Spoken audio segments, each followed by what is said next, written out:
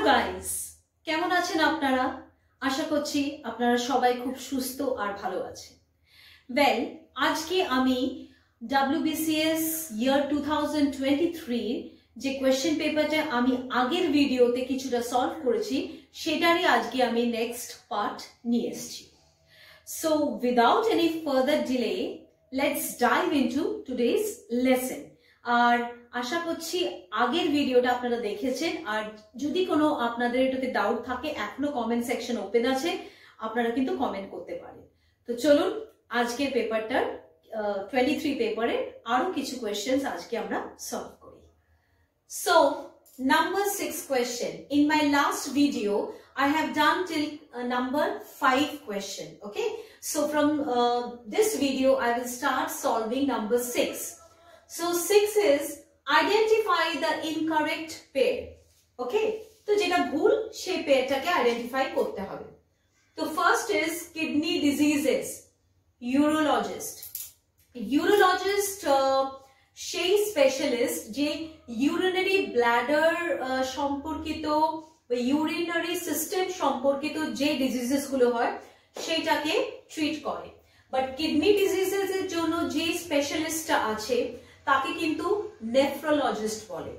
তো I think আমরা ফার্স্টেই পেয়ে গেলাম চয়েসটা, বাট স্টিল আমরা অন্য অপশনস গুলো একটু দেখে নিই। Blood related diseases haematologist, correct. Diseases of the stomach gastroenterologist, একদম ঠিক। Various types of cancer treated by oncologist. So kidney diseases that is nephrologist, not urologist. So আমাদের ফার্স্ট আনসারটা কি হবে? ফার্স্ট আনসার যেটা সেটাই হলো ইনকারেক্ট। সো আমাদের এই কোয়েশ্চেনের নাম্বার এ হলো কারেক্ট আনসার। তো তাড়াতাড়ি আমরা এটাকে টিক মার্ক মেরে দিই।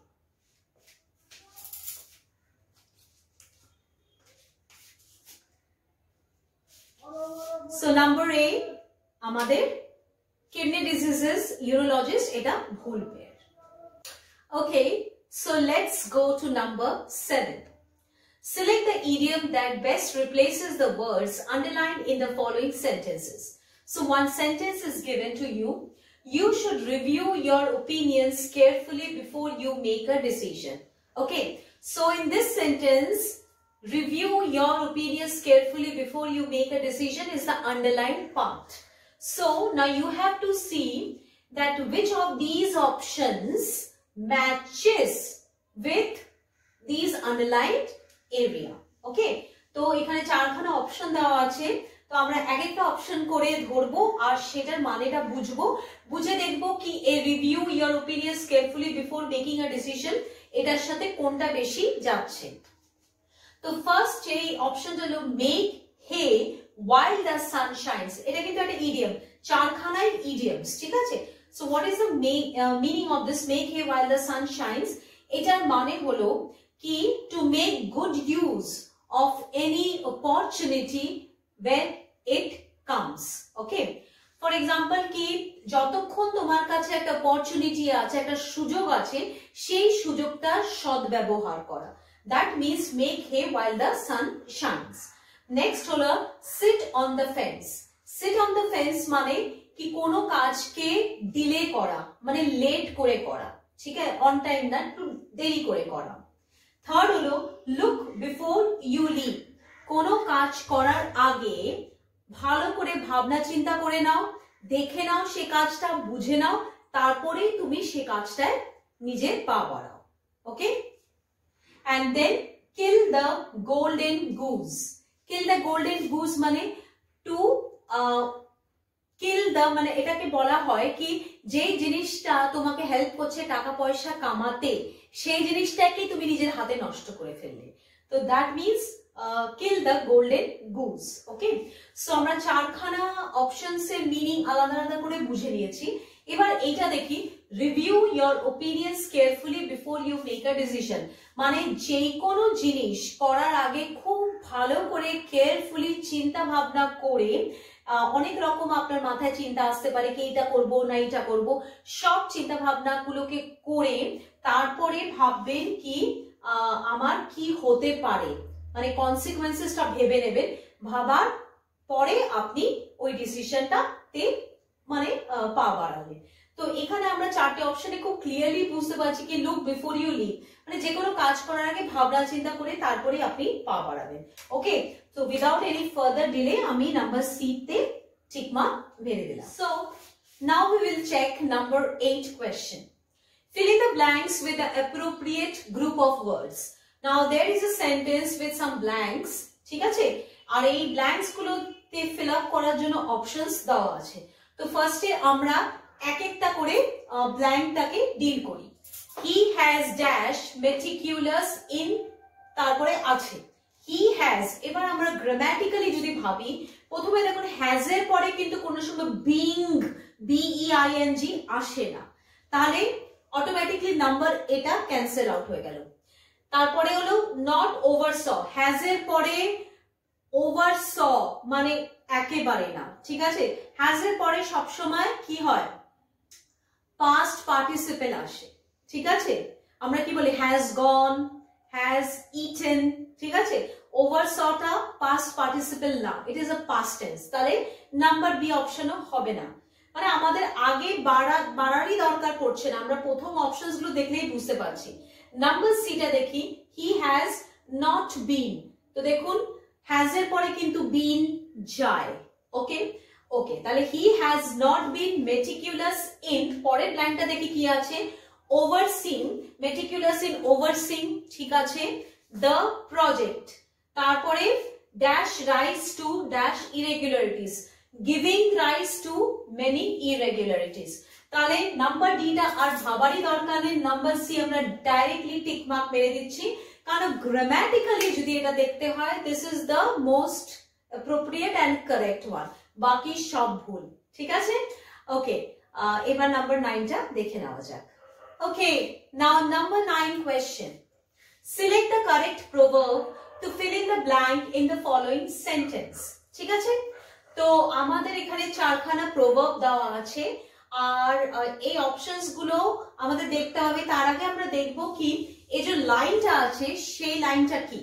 It is best not to delay since, it is best not to delay মানে এটা ডিলে করা মানে দেরি করাটা একেবারেই উচিত না। সিন্স কেন, এবার অপশনস গুলো আমরা দেখে নিই। Beggars can't be চুজার্স, beggars can't be চুজার্স মানে কি, বেগার্স আমরা মানে ধরুন আপনার কাছে খুব একটা টাকা পয়সা নেই বা আপনার কাছে বেশি অপরচুনিটি নেই, কিন্তু সেই জায়গায় আপনি দাঁড়িয়ে যেটা পাচ্ছেন সেটাতেই স্যাটিসফাই আপনি হতে বাধ্য, you cannot choose, okay. Second হলো a stitch in time saves nine, মানে আমরা যদি কোনো কাজ টাইমলি করে নিই তাহলে যে কোনো প্রবলেম অনেক বড় হওয়ার আগেই সেটা আমরা সলভ করে নিচ্ছি। তো যে কোনো প্রবলেমকে টাইমলি যদি সলভ করে নেওয়া যায় তাহলে সেটা বেশি বড় হয় না। Now next is a bad workman blames his tools, তার মানে বলে না নাচ না জানে আঙ্গন টেরা, তুমি যদি নিজে ঠিক করে কাজকর্ম ঠিক করে না করতে পারো, নিজে কোনো জিনিস ঠিক করে প্রডিউস না করতে পারো, তখন অনেক সময় আমরা ব্লেম করি কি আমার ওই কাজ করার জিনিসটা ঠিক ছিল না, বা এটা ছিল না ওইটা ছিল না, এর জন্য আমি পারিনি, তো ব্লেম করা, okay. Last is all's fair in love and war, তার মানে কি everything is fair in love and war, মানে ভালোবাসায় আর যুদ্ধে যাই করো সেটা ফেয়ার। এবার আমাদের দেখতে হবে it is best not to delay, এটা বেস্ট, ডিলে করাটা ভালো না, কেন? প্রথমটা বেগার্স কান্ট বি চুজার্স, এটা ডিলের সাথে কোনোভাবেই আসছে না। A stitch in time saves nine, মানে if you do something timely then the problem doesn't become bigger. So without any further thinking, without any further thought, আমরা directly number B option এ tick mark মেরে দিলাম। Now I will read out the full sentence. It is best not to delay since a stitch in time saves nine. ঠিক আছে, বোঝা গেল? Number 10. Read the sentences and then select the correct option. Here two sentences are given. আমরা এই sentences গুলো পড়বো, we'll read them আর দেখবো কি কোন সেন্টেন্সটা রাইট না দুটোই রাইট না দুটোই ভুল সেটা আমরা দেখবো। One should not interfere in the personal affairs of others. তো ফার্স্ট অফ অল আমরা স্পেলিং গুলো চেক করলাম, স্পেলিং সব ঠিক আছে, তার মানে একটা মানুষের উচিত না কি অন্য কারোর পার্সোনাল ম্যাটারে ইন্টারফেয়ার করা, এটা হলো এই সেন্টেন্সের মানে। আর সেন্টেন্সটা is correct. Number 2, the personnel in the company are dissatisfied with their salaries. এখানে ক্লিয়ারলি এই যে স্পেলিংটা, এই স্পেলিংটা রং, ঠিক আছে? কারণ এই পার্সোনাল মানে হলো নিজস্ব যে ব্যাপারগুলো, প্রাইভেট ব্যাপারগুলো, আর কোম্পানিতে যে পার্সোনেল ওটা স্পেলিং আলাদা, ওটা SSONEL, ঠিক আছে? সো বোঝাই যাচ্ছে কি এই নাম্বার 2 সেন্টেন্স ইজ ইনকারেক্ট। এবার আমরা অপশনসে যাচ্ছি। অপশন হলো only sentence 1 is correct, ঠিক আছে? তাহলে নাম্বার A মানে শুধু এটা correct. One should not interfere in the personal affairs of others. Okay? So number 11 question. Choose the word that can correctly replace both the underlined words in the sentences. So there are 2 sentences given here. I appreciate his exuberant nature. Sentence 2. Everyone in the party was in festive mood. So exuberant and festive, these are 2 underlined words. Now we have to find out a common meaning of these 2 words from these options given below. So the first option is excitable, second is exorbitant, third is exciting, and fourth is ebullient. ঠিক আছে? So first of all, in the sentence 1, what is the meaning of the word exuberant? Exuberant nature মানে খুব exciting nature, প্রচন্ড exciting, okay? R everyone in the party was in festive mood. The festival এর টাইমে এর মধ্যে কি হয়? We are very much in mood, মানে খুব exciting একটা mood-এ. So now I will see the options. First is excitable. Now excitable is also an adjective, exciting is also an adjective, but excitable টা ঠিক সেন্টেন্সে যায় না। Then exorbitant. Exorbitant মানে অনেক high, মানে the cost of the item is exorbitantly high, ঠিক আছে? তো এখানে ওইটা আসছে না। Then exciting আমি অলরেডি আপনাদের বলে রেখেছি। আচ্ছা, ebullient মানেটা আমরা আগে জেনে নিই exciting থেকে ঠিক করার আগে। ebullient মানে হলো কি with full of confidence and energy, মানে কোনো কাজ করছো বা কোনো আপনি মুডে আছে, খুব কনফিডেন্স আর খুব এনার্জেটিক আছো। বাট এখানে দেখুন I appreciate his exuberant nature on a festive mood. Festive R exuberant আপনার কনফিডেন্সও দরকার নেই, আপনি শুধু এক্সাইটেড হলেই চলবে। So without any further thought, I tick on this number C option, that is exciting. So exciting is describing both exuberant and festive way. Okay, so let's go to number 12 question. Identify the mood in the following sentence. Okay, এখানে sentence দেওয়া আছে, সেটা কি রকম মুডের উপরে depend করছে। I would surely go there if I could, মানে আমি ওখানে অবশ্যই যেতাম যদি আমি পারতাম। তার মানে একটা উইশ ভিতরে রয়ে গেছে কি আমি যেতাম যদি আমি পারতাম, পারছি না বলে যাচ্ছি না। So now we will see through the options: indicative mood, interrogative mood, subjunctive mood, and imperative mood. Excuse me. তো number A is indicative mood. Indicative mood মানে কোনো ডিক্লারেশন দিলে, like the sky is full of stars, sun is bright, মানে declare করছো, which is factually correct, মানে কিছুটা হলে ওটা কারেক্ট, সেটা তুমি ডিক্লেয়ার করছো। ইন্টারোগেটিভ মানে ইন্টারোগেশন মার্ক থাকবে, একটা কোয়েশ্চেন মার্ক, সেই মুডের যেরকম টাইপের স্টেটমেন্ট হবে সেটা ইন্টারোগেটিভ মুড। সাবজাংটিভ মুড হলো when you are making a wish, ঠিক আছে? কি তুমি একটু উইশ করছো বাট কোনোভাবে সেটা হচ্ছে না, তো তুমি যেখানে I would surely go if I could, মানে আমি অবশ্যই যেতাম যদি আমি পারতাম, that is like a wish. Okay, and imperative moodটা কি হলো? imperative মানে কাউকে কমান্ড করছো, অর্ডার দিচ্ছ, that go open the door, তাহলে এটা হলো imperative mood.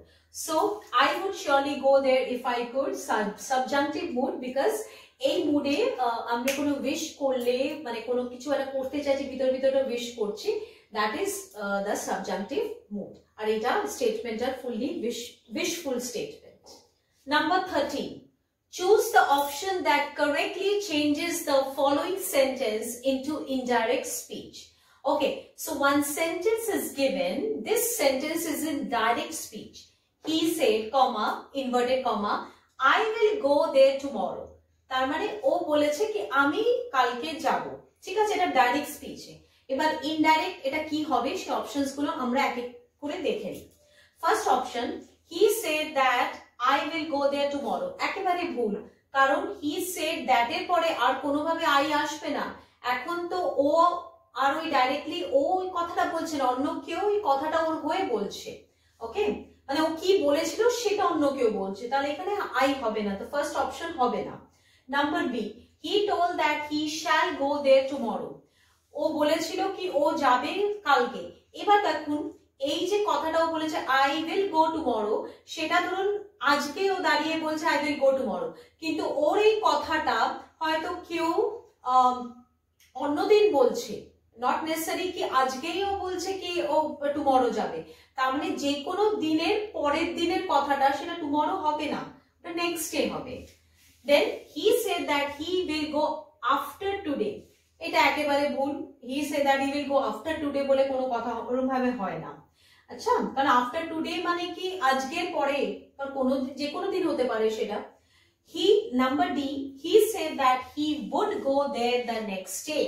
So this number D is the correct option because will has changed to would. ঠিক আছে, এটা হলো ফিউচার টেন্স, ফিউচার যেটা সিম্পল, তোমার আমরা যেমনি সিম্পল ফিউচার যখন করি আই উইল, ওকে, তো ওরকম এটা সিম্পল মানে পাস্ট ফিউচার, যেটা মানে past future that would be would. So he said that he would go there the next day. Next day মানে যেই দিন ওই কথাটা বলছে তার পরের দিন, সেই দিনটা কোনটা আমরা জানি না, জাস্ট তার পরের দিনও যাবে। ঠিক আছে, so number D option is the correct one. So বন্ধুরা, আশা করছি আপনাদের আজকের ক্লাসটা খুব ইনফরমেটিভ লেগেছে আর আমি হয়তো বোঝাতে পেরেছি আপনাদের। সো 13টা কোয়েশ্চেন অলরেডি সলভ হয়ে গেছে, ফার্স্ট ভিডিওটা আর সেকেন্ড ভিডিওটা of WBCS year 2023 13টা কোয়েশ্চেন অলরেডি সলভ হয়ে গেছে। আমার নেক্সট ভিডিওতে আরো যে কোয়েশ্চেন্স গুলো আছে ওগুলো সলভ করব, কারণ আপনারাও বুঝতে পারেন একটা ভিডিওতে অনেক বেশি লম্বা হয়ে যাবে যদি আমি পুরোটা করতে যাই, আর আপনাদের কাছে ওটা খুবই বোরিং হবে। সেজন্য আমি এটা টুকরো টুকরো করে আনছি যাতে আপনাদেরও বুঝতে সুবিধে হয় আর ইন্টারেস্টিং হয়। সো আমাকে লিখে জানাবেন কমেন্ট সেকশনে কি আপনাদের আজকের ভিডিওটা কেমন লাগলো, আর কোনো কোয়েরি থাকলে always please give your feedback. So take care, stay tune, bye by.